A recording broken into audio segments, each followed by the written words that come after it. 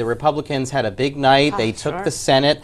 And now we have a situation where the Republicans control both houses of Congress. Right. And you have, at least for the next 2 years, a Democratic president. Sure do. In the past, this has been good for the markets, and I thought we'd ask why that is, and if you can get into that a little bit here. Sure. I mean, it's true that if you go back in time, when we Right. have this situation happening politically, it is very good for the S&P 500. Average returns between November and April are somewhere in the neighborhood of 15%. Right. But let's understand why, because it's not just looking at numbers, it's understanding what's driving those numbers. So one of the things that's really important is a critically important tool to help stimulate business is, of course, monetary policy. Yes. When rates are at or near zero already, there are very few things left that the Federal Reserve can do. Right. And as a result, we turn to fiscal policy. Exactly. Now that we have the Republicans that are controlling both the Senate and the House, Right. we have a great opportunity for some fiscal stimulus to come into play